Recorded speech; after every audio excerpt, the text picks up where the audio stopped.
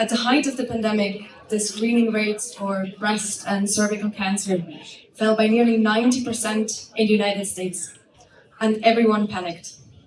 And yet, those rates were still far better than what we see on a routine day in low and middle income countries. As a result, breast and cervical cancer alone claim 1 million lives each year. And this lack of equitable access to early detection, especially to women's cancer, is simply unacceptable.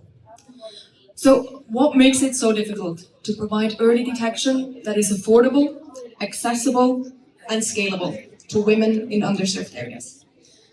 Well, it's the capital, the infrastructure, and the experts. With low budgets and competing healthcare priorities, prevention is usually given the backseat.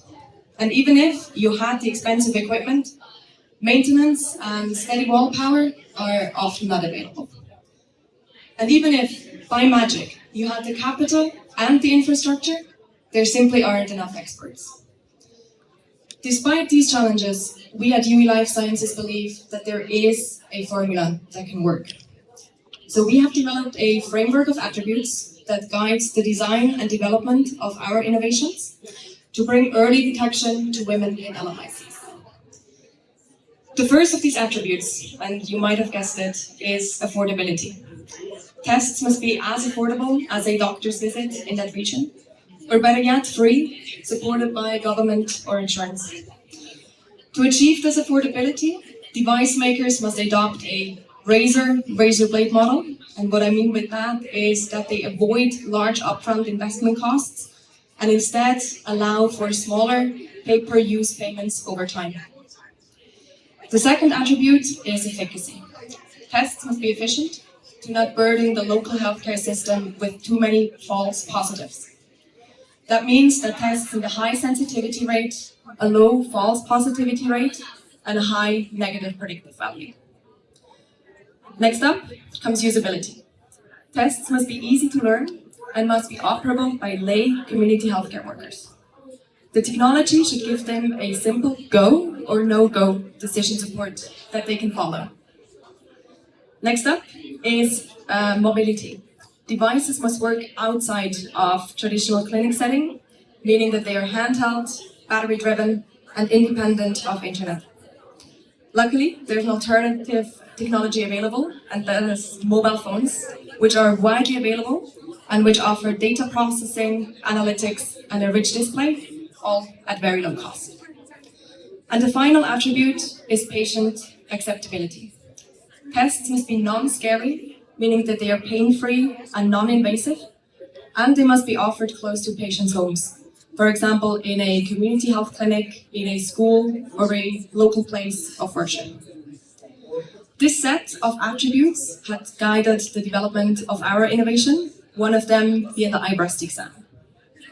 It's a handheld and battery-driven scanner that uses a tactile, non-invasive sensor to detect breast lesions. The results are then sent in real time and at the point of care to a mobile app. The scanner is operable by frontline healthcare workers after minimal training. They do not need to interpret any data, but can simply follow the instructions on the app. And through these field replaceable sensor cartridges, we enable users to purchase scans in bundles, each at the local price of 1 or 2 coffees. The technology behind the iBreastExam has been validated across multiple independent studies, enrolling over 7,000 women. And these studies have shown a high rate of sensitivity, specificity, and especially a high negative predictive value. Backed by this research, we have brought the iBreastExam to over 500,000 women in a dozen countries worldwide. Another example comes from India, where state government, CSR agencies, and non-profit organizations all come together to provide early detection to 100,000 women in Goa. In these projects, we offer scans in schools, company premises, or religious centers.